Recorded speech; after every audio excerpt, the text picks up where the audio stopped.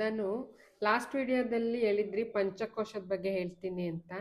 ಅದ್ರ ಬಗ್ಗೆ ನಾವು ಹೇಗೆ ತಿಳ್ಕೋಬೇಕು, ಅದರಿಂದ ಏನು ಬೆನಿಫಿಟ್ಸು, ಪಂಚಕೋಶ ಅಂದರೆ ಏನು, ಅದು ಸ್ಪಿರಿಚುವಲ್ಗೆ ಹೇಗೆ ಕನೆಕ್ಟ್ ಆಗುತ್ತೆ, ನಾವು ಹೇಗೆ ಎನ್ಹಾನ್ಸ್ ಮಾಡಬೇಕು, ಹೇಗೆ ಇವಾಲ್ವ್ ಆಗಬೇಕು, ಅದ್ರ ಬಗ್ಗೆ ಸ್ವಲ್ಪ ತಿಳಿಸ್ಕೊಡಿ. ಲಾಸ್ಟ್ ಟೈಮ್ ನಾನು ಹೇಳಿದ್ದು ಮೆಡಿಸನ್ ವಿಷಯಕ್ಕಲ್ವಾ? ಹ್ಮ್.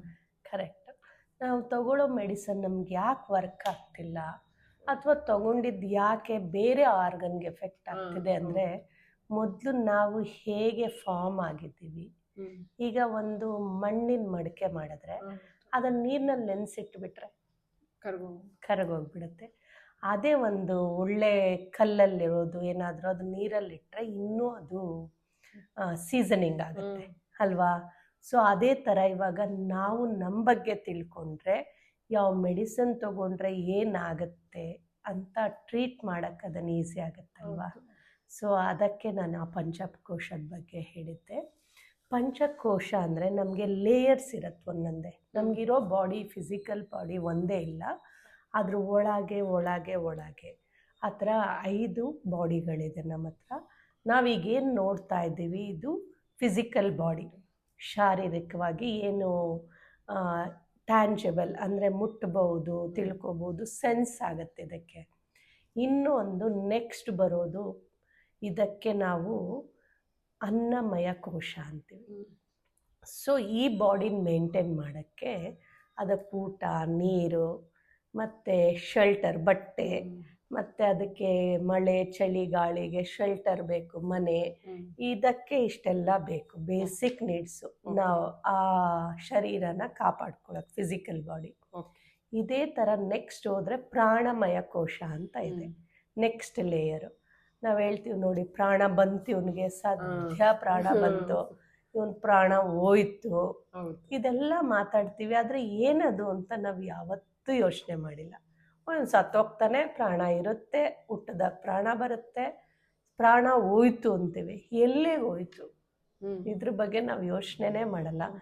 ಆದರೆ ನಾವು ಪಾರಂಪರಿಕವಾಗಿ ನಮ್ಮ ಏನ್ಷಂಟ್ ಸೈನ್ಸ್ನ ನೋಡ್ಕೊಂಡು ಬಂದಿರೋದ್ರಿಂದ ಇವಾಗ ನಿಮ್ಮ ಮನೇಲಿ ಯಾರಾದರೂ ಏರೋಪ್ಲೇನ್ ಓಡಿಸ್ತಾ ಇದ್ರೆ ಅಥವಾ ಡಾಕ್ಟ್ರ್ ಇದ್ರೆ, ಏರೋಪ್ಲೈನ್ ಪೈಲಟ್ ಆಗಿದ್ರೆ ಅದ್ರ ಬಗ್ಗೆ ಎಲ್ರಿಗೂ ಗೊತ್ತಿರುತ್ತೆ ಮನೇಲಿ. Almost we discuss.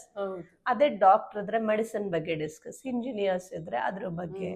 ಈ ಥರ ನಾವು ಯಾವ ಪ್ರೊಫೆಷ್ನಲ್ ಇರ್ತೀವೋ ಅಥವಾ ಯಾವ ಕೆಲಸ ಮಾಡ್ತಿರ್ತೀವೋ ರೊಟೀನ್ ಆಗಿ ಅದ್ರ ಬಗ್ಗೆ ಆಲ್ಮೋಸ್ಟ್ ಮನೇಲಿ ಡಿಸ್ಕಷನ್ ಆಗ್ತಿರುತ್ತೆ, ಗೊತ್ತಿರುತ್ತೆ. ಇದೇ ಥರ ನಮಗಿದು ಗಿಫ್ಟ್, ಗಾಡ್ ಗಿಫ್ಟೆಡ್. ನಾವು ಇಂಡಿಯನ್ಸ್ ಆಗಿರೋದ್ರಿಂದ ನಮಗಿದು ಗಾಡ್ ಗಿಫ್ಟ್. ನ್ಯಾಚುರಲಾಗಿ ನಮ್ಗೆಲ್ರಿಗೂ ಗೊತ್ತಿರುತ್ತೆ. ಸೊ ನಾವು ಮಾತಾಡೋದೇ ಆ ಥರ ಇರುತ್ತೆ. ಬೇಕಾದರೆ ನೋಡಿ, ಅಯ್ಯೋ ಮನಸ್ಸಿಗೆ ತುಂಬ ನೋವಾಯ್ತು ಅಂತೀವಿ, ಪ್ರಾಣ ಹೋಯ್ತು, ಪ್ರಾಣ ಸ್ನೇಹಿತ, ಈ ಥರ ಎಲ್ಲ ಹೇಳ್ತೀವಲ್ಲ. ಅದು ಏನಂದರೆ ಇನ್ನೊಂದು ಲೇಯರ್, ನಮ್ಮದು ಇನ್ನೊಂದು ಬಾಡಿ ಇದೆ. ಅದಕ್ಕೆ ಊಟ ಹಾಕ್ಬೇಕು. ಅದಕ್ಕೂ ಹೇಗೆ ಈ ಅನ್ನಮಯ ಕೋಶಕ್ಕೆ ಅನ್ನ ಹಾಕ್ತೇವಲ್ಲ, ನೀರು ಕೊಡ್ತೀವಲ್ಲ, ಆ ಪ್ರಾಣಮಯ ಕೋಶಕ್ಕೂ ನಾವು ಉಸಿರಾಟದಿಂದ ನಾವು ಬ್ರೀದ್ ಮಾಡ್ತೀವಲ್ಲ, ಅದನ್ನು ಕಂಟ್ರೋಲ್ ಮಾಡೋದ್ರಿಂದ ಪ್ರಾಣ ಶುದ್ಧ, ನಾಡಿ ಶುದ್ಧ ಪ್ರಾಣಾಯಾಮ ಅಂತ ಮಾಡ್ತೀವಿ. ಪ್ರಾಣಾಯಾಮ ಮಾಡಬೇಕಾದ್ರೆ ಈ ಪ್ರಾಣಮಯ ಕೋಶಕ್ಕೆ ನಾಡಿಗಳು ಕನೆಕ್ಟ್ ಆಗಿರುತ್ತೆ ಮತ್ತು ಚಕ್ರಗಳಿರುತ್ತೆ. 114 ಚಕ್ರ ಇರುತ್ತೆ ಆ ಬಾಡಿನಲ್ಲಿ. 72,000 ನಾಡೀಸ್ ಇರುತ್ತೆ, ವಿಚ್ ಹಸ್ ಬಿನ್ ಕನೆಕ್ಟೆಡ್. ಇವೆಲ್ಲ ಎನರ್ಜೈಸ್ ಸೆಂಟರ್ಸ್, ಚಕ್ರಗಳು. ಸೊ ಅದಕ್ಕೆ ನಾವು ಊಟ ಹಾಕ್ಬೇಕಂದ್ರೆ ಬ್ರೀದಿಂಗ್ ಎಕ್ಸಸೈಸಿಂದ, ಓಕೆ, ಮತ್ತು ಯೋಗ ಇಂದನೂ ಮಾಡ್ಬೋದು. ನೆಕ್ಸ್ಟ್ ಬರೋದೇ ಮನೋಮಯ ಕೋಶ. ಮನೋಮಯ ಕೋಶ ಅಂದರೆ ನಮ್ಮ ಮನಸ್ಸು. ಮನಸ್ಸಿಗೆ ಇವನು ತುಂಬ ನೋವು ಮಾಡಿಬಿಟ್ಟ, ಮನಸ್ಸಿಗೆ ತುಂಬ ಖುಷಿ ಆಗ್ತಿದೆ, ಇದೆಲ್ಲ ಹೇಳ್ತೀವಲ್ಲ, ಏನು ಅರ್ಥ ಆಗುತ್ತೆ ನಮಗೆ? ಇದ್ರ ಬಗ್ಗೆ ನಾವು ತಿಳ್ಕೊಂಡೇ ಇಲ್ಲ. ಕಿಡ್ನಿ ಹಂಗೆ ವರ್ಕ್ ಆಗುತ್ತೆ, ಈ ಆರ್ಗನ್ಸ್ ಹಿಂಗೆ ವರ್ಕ್ ಆಗುತ್ತೆ, ಈ ಥರನೇ ಮಾತಾಡ್ತೀವಿ. ಇದಾದಮೇಲೆ ಬಾಡೀಸ್ ಇದೆಯಲ್ಲ, ಅದ್ರ ಬಗ್ಗೆ ನಾವು ತಿಳ್ಕೊಂಡಿಲ್ಲ. ಬಟ್ ನಮ್ಮೆಲ್ರಿಗೂ ಏನ್ಷಂಟ್ ಸೈನ್ಸಿಂದ ಇದು ಇದ್ದೇ ಇದೆ.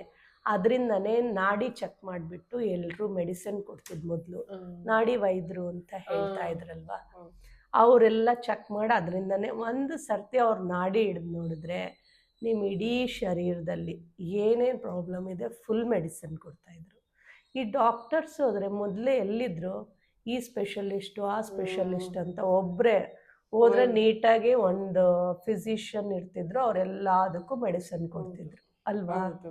So if we come back to ಮನೋಮಯ ಕೋಶ, ಮನಸ್ಸಿಗೆ ಸಂಬಂಧಪಟ್ಟಿದ್ದು, ಅದನ್ನು ಹೇಗೆ ನಾವು ಕಂಟ್ರೋಲ್ ಇಡೋದು, ಅದಕ್ಕೆ ಊಟ ಏನು ಕೊಡೋದಂದರೆ ಮೆಡಿಟೇಷನ್. ಆ ಮನಸ್ಸನ್ನು ಸ್ಥಿರವಾಗಿಡೋದು. ಈಗ ಮನಸ್ಸು ಬೇಕಂದ್ರೆ ನಾನು ಇಲ್ಲಿ ಕೂತಿರ್ತೀನಿ, ಅಮೇರಿಕಾ ವರ್ಲ್ಡ್ ಪೂರ್ತಿ ಓಡಾಡ್ಕೊಂಡು ಬಂದ್ಬಿಡ್ತೀನಿ. ಅದೇ ಬೆಳಕಿಗಿಂತ ವೇಗವಾಗಿರೋದೇ ಮನಸ್ಸು. ಪ್ರಪಂಚದಲ್ಲಿ ಅತಿ ವೇಗವಾಗಿ ತಲುಪೋದಂದರೆ ಸ್ಪೀಡಾಗಿರೋದು ಬೆಳಕಂತಾರೆ, ಅದಕ್ಕಿಂತ ಫಾಸ್ಟ್ ಆಗಿರೋದು ಮನಸ್ಸು. ಬೇಕಾದ್ರೆ ಈಗ ಹೋಗಿ ನಾನು ನಿಮ್ಮ ಮನೆ ನೋಡ್ಕೊಂಡು ಬಂದ್ಬಿಟ್ಟು ಆಲ್ರೆಡಿ ನಿಮ್ಗೆ ಅಂದಿದ ತಕ್ಷಣ ಮನೆ ಅಲ್ಲಿ ಹೋಗಿ ಬಂದ್ಬಿಟ್ರೆ ಒಂದ್ಸರ್ತಿ ಅಲ್ವಾ. US ಅಂದಿದ ತಕ್ಷಣ ಲಾಸ್ಟ್ ಟೈಮ್ ನಾನು ಹೋಗಿದ್ದೇನೋ ಅಥವಾ ಎಲ್ಲಿ ಟಿ ವಿಲಿ ನೋಡಿರ್ತೀನಿ, ಎಲ್ಲಿ ಪಿಕ್ಚರೈಸ್ ಆಗಿರುತ್ತೆ ಅಲ್ಲಿ ಹೋಗಿ ಬಂದ್ಬಿಟ್ಟಿರ್ತೀನಿ. ಸೊ ಅದನ್ನು ಕಂಟ್ರೋಲ್ ಮಾಡೋದೇ ದೊಡ್ಡ ವಿಷಯ ನಮಗೆ. ಓಕೆ, ಆ ಮನೋಮಯ ಕೋಶಕ್ಕೆ ಬೇಕಾಗಿರೋದೇ ಮೆಡಿಟೇಷನ್. ಅದರಿಂದ ಕಂಟ್ರೋಲ್ ಮಾಡ್ಬೋದು. ಇನ್ನು many techniques are that can be done. ಇನ್ನು ನೆಕ್ಸ್ಟ್ ಬರೋದೇ ವಿಜ್ಞಾನಮಯ ಕೋಶ. ಈ ವಿಜ್ಞಾನಮಯ ಕೋಶ ಅಂದರೆ ಈಗ ಯಾವ ಸೈನ್ಸ್ ಇದೆಯಲ್ಲ ಅದೆಲ್ಲ ಏನ್ಷಂಟ್ ಸೈನ್ಸ್.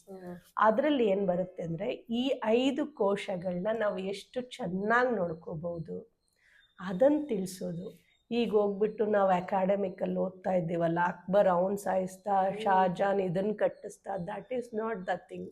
ನಾವು ಓದ್ಕೋಬೇಕಾಗಿರೋದು, ಜ್ಞಾನ ತಿಳಿಬೇಕಾಗಿರೋದು ನಮ್ಮ ವೇದ ಪುರಾಣಗಳು ಏನಿದೆಯಲ್ಲ ಅದರಲ್ಲಿ ನೋಡಿದ್ರೆ ನಾವು ಎಷ್ಟು ಈಸಿಯಾಗಿ ಆರಾಮವಾಗಿ ಜೀವನ ಮಾಡ್ಬೋದು. ಅಥವಾ ನಾವು ಹುಟ್ಟಕ್ಕೆ ಮುಂಚೆ ಎಷ್ಟು ಆರಾಮಾಗಿರಬೇಕು, ಹುಟ್ಟದ ಮೇಲೆ ಎಷ್ಟು ಕ್ಲಾರಿಟಿ ಆಗಿರಬೇಕು, ಸತ್ತ ಮೇಲೆ ಏನು ಮಾಡಬೇಕು, ಇದೆಲ್ಲನೂ ತಿಳ್ಕೊಬೇಕಾಗಿರೋದು. ಆ್ಯಕ್ಚುಲಾಗಿ ಅದು ನಮ್ಮ ವಿಜ್ಞಾನಮಯ ಕೋಶ.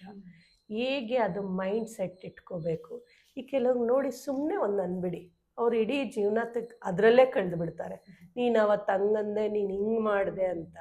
ಆದರೆ ಇದನ್ನು ಏನು ತಿಳ್ಕೊಳ್ತೀವಲ್ಲ, ವಿಜ್ಞಾನ ತಿಳ್ಕೊಂಡಾಗ ಅಷ್ಟೇ ಅಲ್ಲ, ಅವ್ರು ಅಂದರು ಅದು ಅವ್ರ ಮೈಂಡ್ ಸೆಟ್. ಈಗ ಏನೇ ಒಂದು ಪೆನ್ ತಗೊಳ್ಳಿ, ನಿಮಗೆ ಬೇರೆ ಆಲೋಚನೆ ಬರುತ್ತೆ. ಸಿಂಹ ಅಂದಿದ ತಕ್ಷಣ ಕೆಲವ್ರಿಗೆ ಭಯ, ಅದು ಕಾಡಲ್ಲಿರುತ್ತೆ ಬಿಡು ಅಂತ. ಕೆಲವ್ರು ಕೇರ್ಲೆಸ್ಸು, ಕೆಲವ್ರಿಗೆ ಇಟ್ ಇಸ್ ಗಾಂಭೀರ್ಯಕ್ಕೆ ಹೆಸರು. ಅದೆಲ್ಲ ಅವ್ರವ್ರ ಮೈಂಡ್ ಸೆಟ್ ಅಲ್ವಾ. ಅದು ವಿಜ್ಞಾನ ಬರುತ್ತೆ. ಇನ್ನು ನೆಕ್ಸ್ಟ್ ಬರೋದು ಆನಂದಮಯ ಕೋಶ. ಯಾವಾಗ ಈ 4 ಬ್ಯಾಲೆನ್ಸ್ಡ್ ಆಗಿ ಅಲೈನ್ ಆಗಿ ಇಟ್ಕೊಳ್ತೀವೋ ನಾವು ಆನಂದಮಯ ಕೋಶಕ್ಕೆ ಹೋಗ್ತೀವಿ. ಆನಂದ ಅಂದರೆ ಏನಂದರೆ, ಯಾವುದೇ ಆಗಲಿ ನಮ್ಮ ಹತ್ರ ಇರಲಿ ಇಲ್ಲದೆ ಹೋಗಲಿ, ಅಥವಾ ಇರೋದ್ರಲ್ಲಿ ಏನು ಬೆಸ್ಟ್ ಮಾಡ್ಬೋದು ಅಂತ ಖುಷಿಯಾಗಿರ್ತೀವಿ.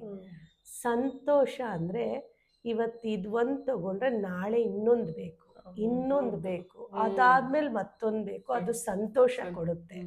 ಆದರೆ ಈ 4 ಬಾಡಿಗಳು ಯಾವಾಗ ಅಲೈನ್ಮೆಂಟ್ ಬರುತ್ತೆ ಕೋಶಗಳು, ನಾವು ಆನಂದಮಯ ಕೋಶಕ್ಕೆ ಹೋಗ್ತೀವಿ. ಅಲ್ಲಿ ಯಾವ ಡಿಸ್ಟರ್ಬೆನ್ಸು ಇರಲ್ಲ, ಯಾರು ಡಿಸ್ಟರ್ಬ್ ಮಾಡೋಕ್ಕೂ ಆಗಲ್ಲ.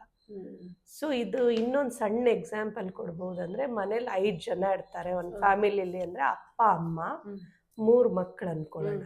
ಓಕೆ, 2 ಮಕ್ಕಳು, ಒಂದು ಗಂಡು ಮಗ ಒಂದು ಹೆಣ್ಮಗಳು ಅಂತ ತಿಳ್ಕೊಂಡ್ರೆ, ಅಪ್ಪ ಒಂದು ಹೇಳೋದು, ಅಮ್ಮ ಒಂದು ಹೇಳೋದು, ಮಗ ಒಂದು, ಮಗಳಂದರೆ ಹೇಗಾಗುತ್ತೆ ಫ್ಯಾಮಿಲಿ? ಒಂದು ಡಿಸಿಷನ್ಗೆ ಬರಲ್ಲ. ಆ ಥರ ಇರ್ತೀವಿ ನಾವು. ಈ 4 ಕೋಶಗಳು ಅಲೈನ್ ಆಗಿಲ್ಲ ಅಂದರೆ ಫ್ಯಾಮಿಲಿ ಹೇಗಿರುತ್ತಲ್ಲ ಆಗಿರ್ತೀವಿ. ಆದರೆ ಒಬ್ರಿಗೊಬ್ರು ಅರ್ಥ ಮಾಡ್ಕೊಂಡು, ಅಪ್ಪ ಹೇಳಿದ್ದಮ್ಮ, ಅಮ್ಮ ಹೇಳಿದ ಮಗಳು, ಮಗ ಹೇಳಿದ್ದಮ್ಮ, ಅಪ್ಪ ಮಗಳು, ಈ ಥರ ಒಬ್ರಿಗೊಬ್ರು ಅನ್ಯೋನ್ಯವಾಗಿದ್ದಾಗ ಹೇಗಿರ್ತೀವಲ್ಲ, ಆವಾಗ ಆನಂದಮಯ ಕೋಶಕ್ಕೆ ಹೋಗ್ತೀವಿ. ಸೊ ಇದ್ರ ಬಗ್ಗೆ ಒಂದ್ಸರ್ತಿ ಗಮನ ಕೊಡಿ, ಒಂದಿನ ಸೆಲ್ಫಿ ತಗೊಂಡು ನೋಡಿ. Thank you all.